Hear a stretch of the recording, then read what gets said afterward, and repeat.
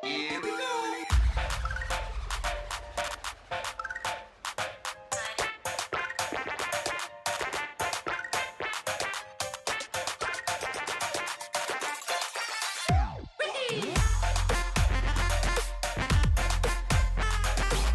So recently, for some reason, I've been on this time hunch where I wanted to see like time implemented in some Nintendo games, and one of my examples was The Legend of Zelda Breath of the Wild 2. I thought it'd be really cool to have time warps that would take you to various different times in The Legend of Zelda, and that would be really cool to visit old places and stuff like that, but I let it go, I pushed it aside, and I moved on, and I actually ended up purchasing a game that was really cheap, and it was recommended to me for some reason, which was Sonic Generations. And I played this game, and man, I had so much fun, because I played all the old Sonic games when I was a kid, and it was so cool to revisit them, but I just realized the idea was so genius, and I wanted to push this idea to a further concept, and my mind took me, what if they did this with Mario?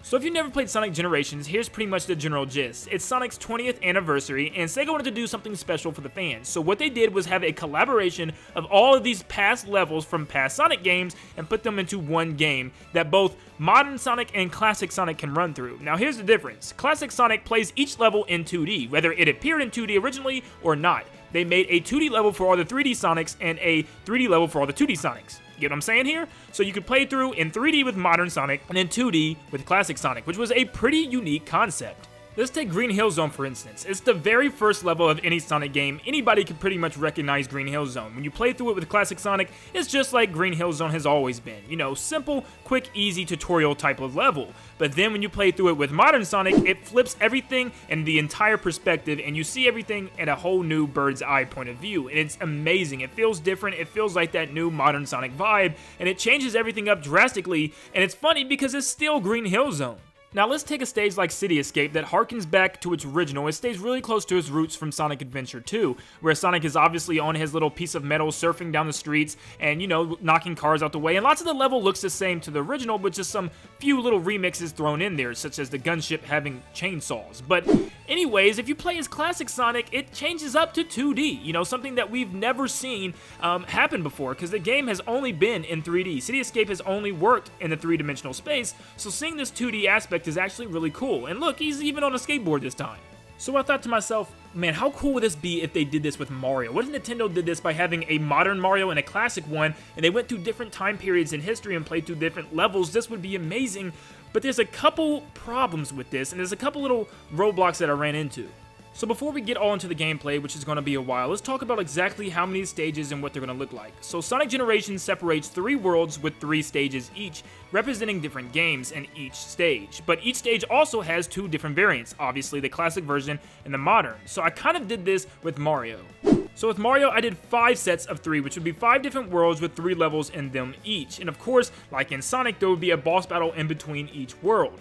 So to make my list, I took all the mainline adventure Mario games, and I know some of them will have conflicts like Mario Bros. 2, but this is what I came up with. In World 1, you have Mario Bros. 1 through 3. In World 2, you have Super Mario World, Mario 64, Super Mario Sunshine.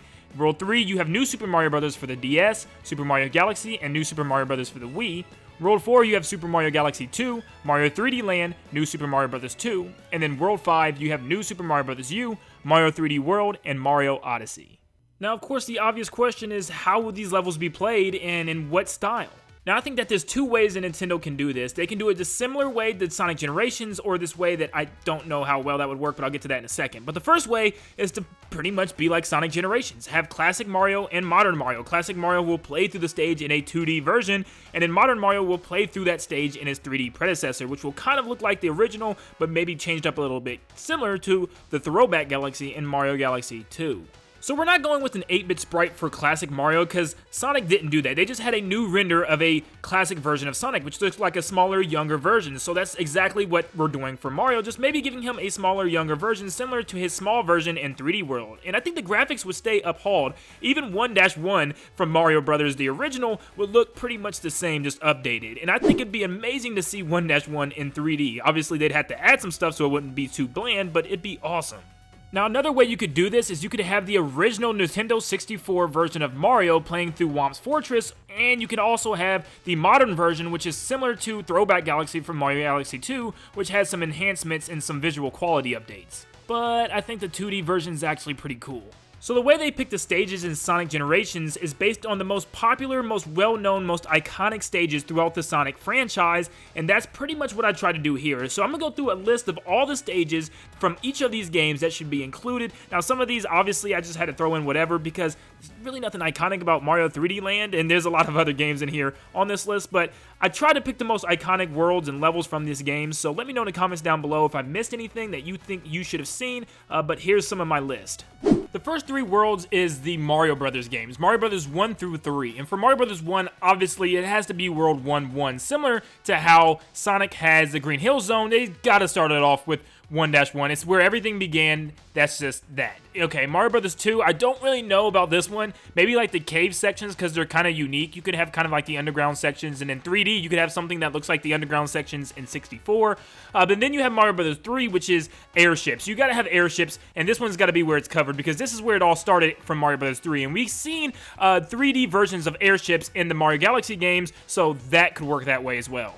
So for the rest of these, I'm not going to sit and go over the 2D or 3D counterparts. I'm pretty sure you guys get the general idea, and you can put it in your head as what it would look like. But with Super Mario World, there's no specific level that was really standing out to me. So I just said any type of overworld, you know, with the charging chucks running around in bushes and trees and stuff like that. Maybe like a jungle theme. But then for Mario 64, we obviously have Bomb Battlefield or Whomp's Fortress. 2 really iconic stages there. Whomp's Fortress already been remade, so why not do Bomb Battlefield? That would be pretty sweet. And for Super Mario Sunshine, this is the first time that we're going to go into new mechanics, because in Sonic Generations, Sonic actually gets new mechanics depending on what level he is from the past. You know, for instance, he will get to skateboard in City Escape. He'll learn to wall jump in some of the future levels, and he'll get just new homing attacks and stuff like that. And here for Sunshine, he obviously would get Flood and maybe some, you know, dumbed down abilities with Flood, maybe just a spray nozzle and then a quick hover nozzle. But either way, his stage would be Peanut Park, and either Peanut Park or Serena Beach. You know, a beach would be nice to represent Sunshine, but Peanut Park is one of the only amusement parks we have in the Mario franchise. So for New Super Mario Bros. DS, I just picked the Sky theme because I thought it was some pretty cool levels from that game. You could also, in 3D, make it look like the Sky Court Cruise or whatever that was in Mario Kart 8. That would look amazing in 3D. But next up, for Super Mario Galaxy, I picked Gusty Garden, which is kind of like the Sky theme as well. But Gusty Garden is just probably the most iconic galaxy from Mario Galaxy 1, and the music is just phenomenal and well known. And then next up, we have New Super Mario Bros. Wii, and since we don't have a snow, jungle, or really even a mountain theme picked out yet, I just said any of these would work. Now, I'm not exactly sure what everybody's favorite stage from Galaxy 2 was, but you can't just keep filling the game with, you know, plains and skies, so I decided to do something different here and go Melty Monster Galaxy, which is actually one of my favorites in the game, and it brings that lava approach, and you could, you know, play around with some of the special mystery mushrooms, such as the rock mushroom, and you can have those abilities, along with, obviously, the, you know, occasional Galaxy Spin. But then Mario 3D Land is another one of those games that doesn't really have an iconic specific stage, so you can do whatever you want with that with the overworld. But then with New Super Mario Bros. 2, I decided to go with the Ghost House because the Ghost Houses in this game were actually pretty dynamic and they looked really cool, especially with the gargantuan boos. And for our last 3 games, we have New Super Mario Bros. U, and I decided to do the Cake Desert because it's actually pretty sweet. It's probably one of my favorite deserts in the game. You have all these cool tiki heads, and it kind of looks like Tostarena from Mario Odyssey, so I can see a connection there, in 3D at least. In 3D World, we have the Japanese-inspired stage Hands-On Hall. I think this was a really iconic stage from the game, or maybe you could do something with like the Bowser Carnival at the end. And of course, we have to finish off with Super Mario Odyssey's New Donk City. I think it's without question that that's the main iconic stage from that game, and that would be pretty much the last real level of the game. Of course, while in this world, your special ability would be Cappy, and you could turn into whatever Nintendo lets us, because I'm sure since this isn't a full Mario Odyssey game, and this is just a back in time to play this one stage, it will be a limited amount of things, because that would probably take a lot to get that engine running exactly like Mario Odyssey again.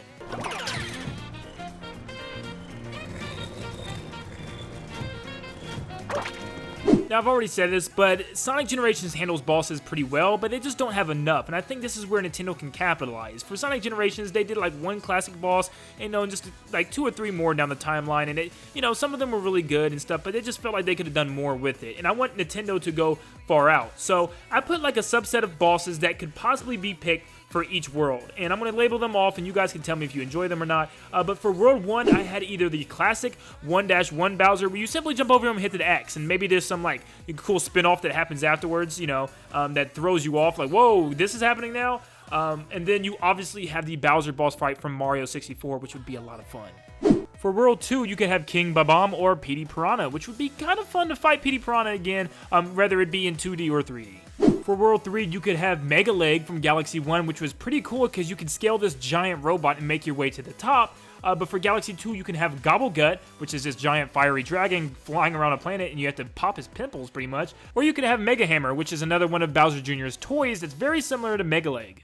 For World 4, you could have Histocrat, or the famous Meowser, where you can scale a tower and try to kill him at the very end. That sounds terrible. And then for World 5's boss, I said you could have the Ruined Dragon, or Knuckletech, from Super Mario Odyssey. I think either of those would be really cool, and they were both pretty fun, iconic bosses. And the final battle, I don't know, it beats me. Maybe Classic Bowser and Modern Bowser can team up with some type of special force in order to take down the bros. I don't know, whatever it would be, I'm pretty sure it'd be pretty cool to have 2D and 3D Mario both take them on. But guys, whatever this turns out to be, if it ever happens, I'd be so excited to see something like this. This should be so cool to revisit some of the greatest moments in Mario's past and, you know, pretty much just explore through all the different worlds and the kingdoms and bosses and enemies, and it'd be so fun to do that. But guys, let me know in the comments if you think this is a good idea. Do you think a Mario Generations game could ever happen? I know there's going to be some problems with this and some flaws and some little things that are nitpicky, and you guys will probably point them out. But thank you guys for tuning in today. I really appreciate you guys. And if you really liked the video, please leave a like. It helps the video to grow so much. Subscribe if you guys are new, and hit that notification bell to stay up to date on all kind of crazy ideas I have, whether it be time travel or whatever it is, here on the channel. But thank you guys for tuning in, and I'll see you in the next one. See ya, guys.